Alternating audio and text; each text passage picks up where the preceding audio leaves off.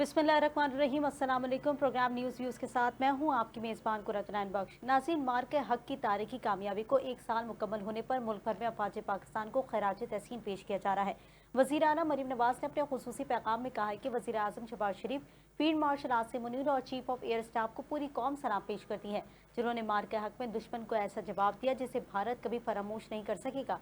उन्होंने कहा कि दुश्मन के जदीद जंगी तैयारे गिराए गए और पाकिस्तान की अस्करी बर्तरी का एतराफ़ पूरी दुनिया ने किया। आज भी वो फतह कौम के हौसले और अफवाज पाकिस्तान की पेशा वराना सलाहियतों की रोशन मिसाल है। विफाकी वजीर बराए मनसूबाबंदी एहसन इकबाल ने कहा कि मार्के हक में कामयाबी ने खित्ते में पाकिस्तान की ताकत और वक़ार को मजीद मुस्तहकम किया। यही वजह है कि आलमी सतह पर भी पाकिस्तान के मौक़िफ़ और किरदार को अहमियत दी गई है। उन्होंने कहा कि अब कौम को जीतना होगा मार्का तरक्की, क्योंकि मजबूत मईशती मजबूत दिफा की जमानत बनती है। अगर तरक्की के मैदान हार गए तो दिफाई कामयाबियों को भी ज़्यादा देर बरकरार रखना मुश्किल हो जाएगा।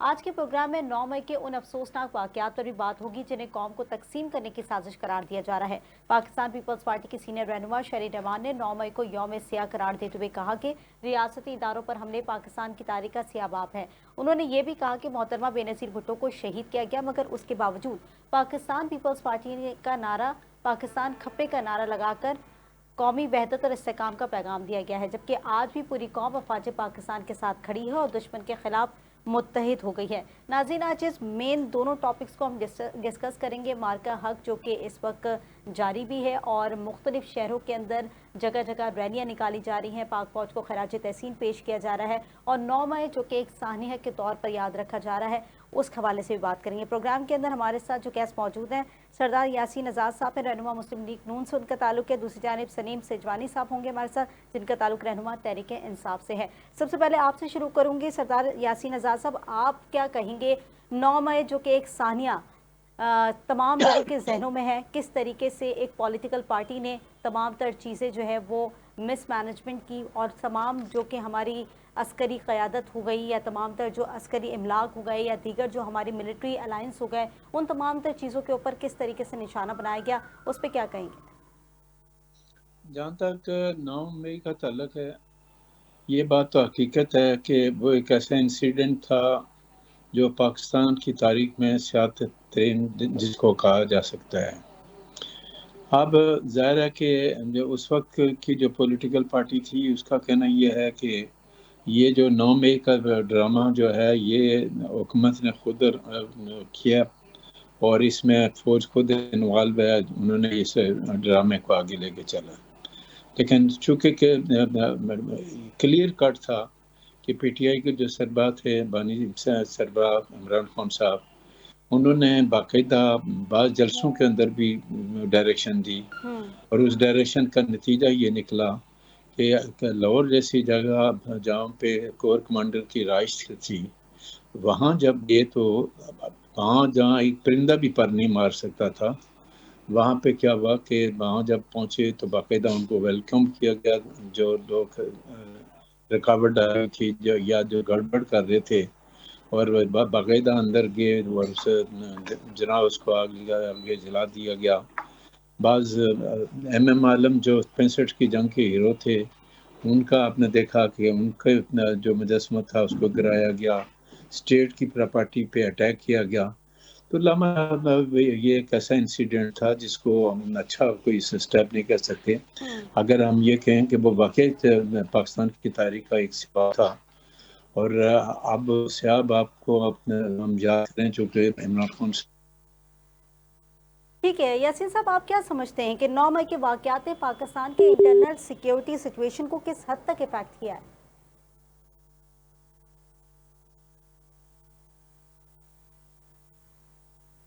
यासीन साहब, आपको आवाज़ आ रही है मेरी?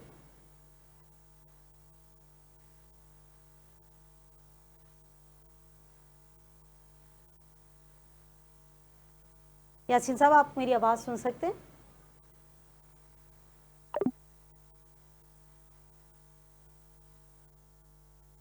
नाज़रीन, ये तमाम तर जो सिचुएशन है इस वक्त हम मार्का हक के हवाले से भी डिस्कस कर रहे हैं, साथ ही 9 मई के सानिया के हवाले से करें कि किस तरीके से जो एक सियासी जमात थी उसकी वजह से जो है वो तमाम तर जो हालात पैदा हुए और रेडियो पाकिस्तान हो चाहे वो दीगर शहरों के अंदर जिस तरह से वाक़यात को जन्म दिया गया, وہ سب لمحات جو ہے وہ ہم نے اپنی آنکھوں سے دیکھے اور کس طریقے سے گرفتاریاں بھی وہاں پر عمل میں لائی گئیں اور لوگوں کو گرفتار کیا گیا. ایک سیاسی جماعت جو کہ بڑی مقبول سیاسی جماعت تھی اس کی تمام تر ہم نے چیزیں دیکھیں کہ بانی پی ٹی آئی کی گرفتاری بھی ہوئی اور اس کے بعد جو مظاہرے پھوٹے اور جس طریقے سے گرفتاریاں کی گئیں وہ تمام تر واقعات کے اوپر ہم پروگرام کے اندر ڈسکس کریں گے. یہاں پہ لیں گے ایک چھوٹا سا بریک, ہمارے ساتھ رہیے گا.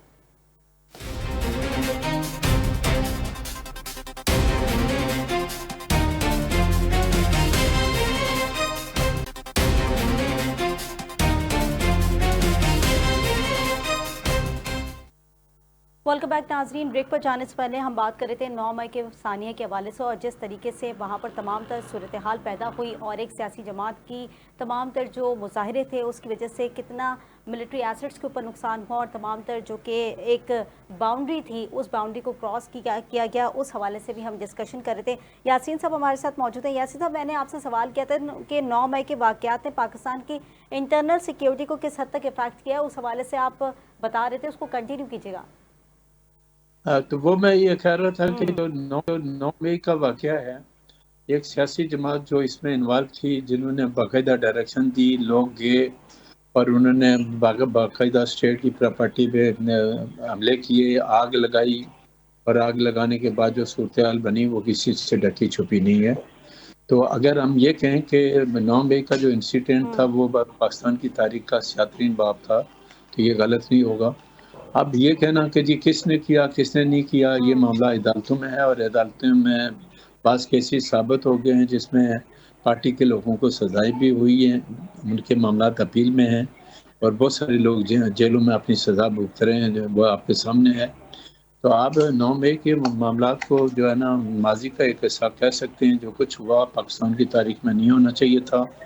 ہم نے اپنی ہی پراپرٹی کو آگ لگائی اور ایسی جگہ پہ ہم نے اٹیک کیا جو ہمارے جو ہیرو تھے فوج کے, ان کی پراپرٹی پہ بھی اٹیک کیا گیا, ان کو مارا گیا, پیٹا گیا.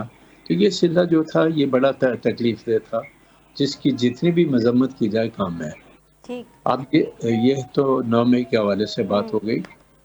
دوسری بات جو آپ کر رہی تھی مارکہ حق کے متعلق, مارکہ حق کے متعلق میرا کہنا یہ ہے کہ یہ مارکہ حق کی جو نوبت کب آئی, جب ہندوستان نے پاکستان کے خلاف الزام لگایا کہ فلاں جگہ پہ پاکستان کے دہشت گرد آئے, انہوں نے ہمارے لوگوں کو مار ڈالا, اور یہ دہشت گردی ہے, اور دہشت گردی کا الزام لگایا گیا ہمارے خلاف.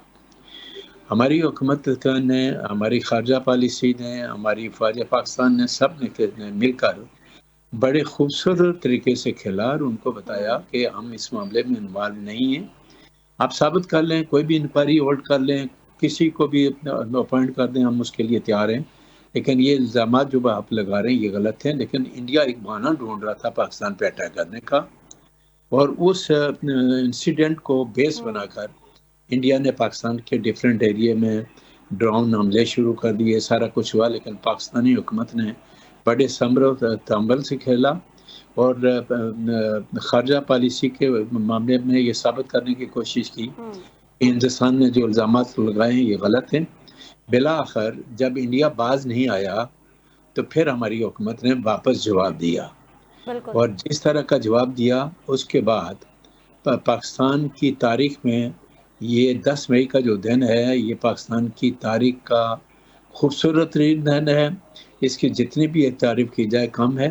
اس میں ہم نے یہ ثابت کیا کہ ہماری سیولین گورنمنٹ نے شہباز شریف کی قیادت میں بڑے خوبصورت انداز میں کھیلا, اور فوج پاکستان نے, جس میں فیلڈ مارشل فوج کی حد تک, لیکن ہم خالی فیلڈ مارشل کی جو ہم بات کرتے ہیں اس میں پوری فوج کو شامل کرتے ہیں آپ, کیونکہ ایئر فورس نے بھی جو کمال کر کے دکھایا, جو ہمارے بری بحری فلنگ فضائیہ آفیسر تھے. تمام جتنی ایئر فورسز ہیں ہماری, ان سب کی جو تعریف ہے وہ بالکل کرنی چاہیے, اور جس طریقے سے انہوں نے اپنی تمام تر خدمات کو سر انجام دیا ہے وہ دیکھنا یہ تھا کہ جس طرح سے بھارت کے ایک کے بعد ایک طیارے گرے وہ سب کے سامنے تھے. اچھا, اب بات یہ ہے کہ یاسین صاحب 9 مئی کے ہم ذکر کر رہے تھے, اب یہاں پر ایک اسٹریٹجی یہ مرتب ہوئی کہ ایک سیاسی جماعت جو ہے وہ کھڑی ہوئی اور اس نے تمام تر جو انفراسٹرکچر ہے ملک کا وہ تبدیل کر دیا.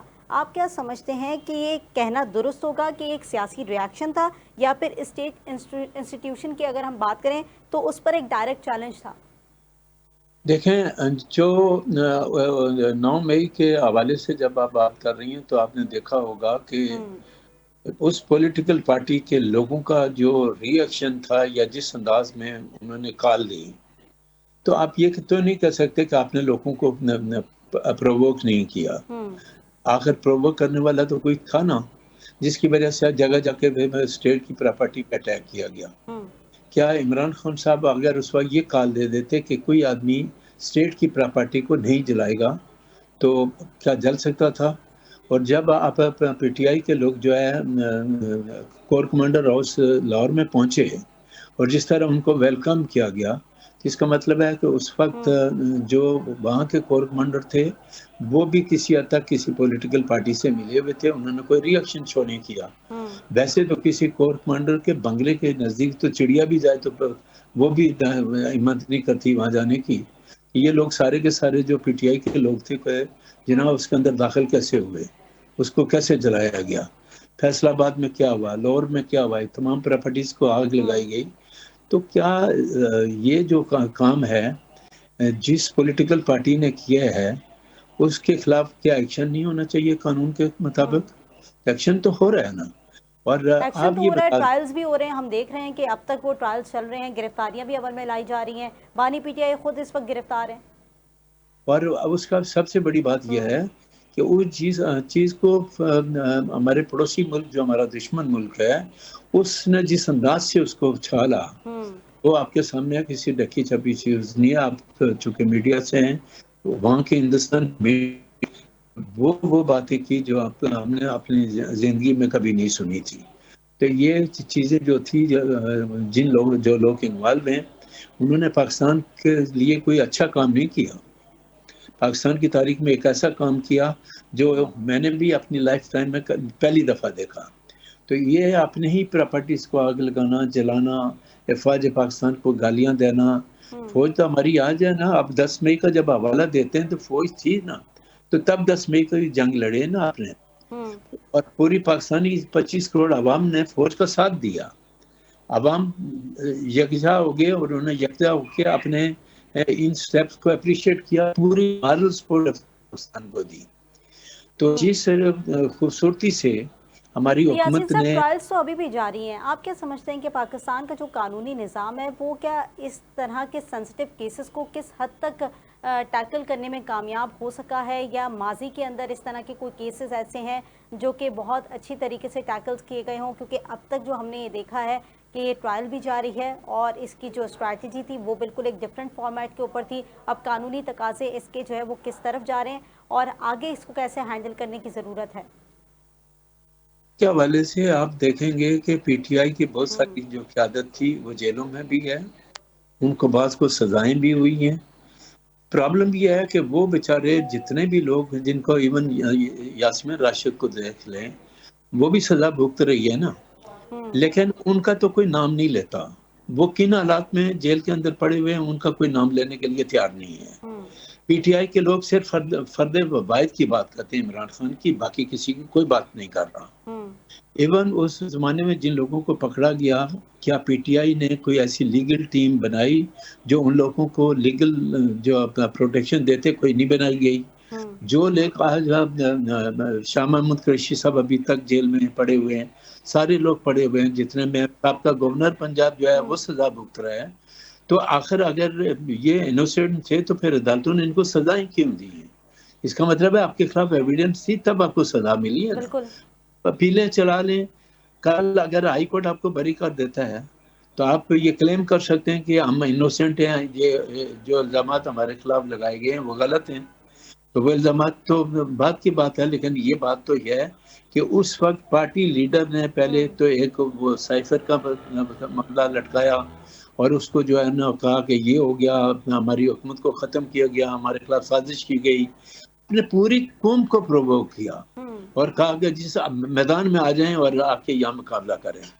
تو ٹھیک ہے، یہ تمام چیز انویسٹیگیشنز تو اب بھی جاری ہیں۔ اب دیکھنا یہ ہے کہ ظاہر ہے तमाम तर जो लोग लिस्ट के अंदर मौजूद हैं, जिनके नाम शामिल हैं, वो कब तक इस की जद में आएंगे, और कुछ लोग ऐसे भी हैं जो कि अभी सजाएं भुगत रहे हैं। यासीन साहब हमारे साथ ही रहिएगा, एक छोटा सा ब्रेक लेंगे, उसके को कंटिन्यू करेंगे।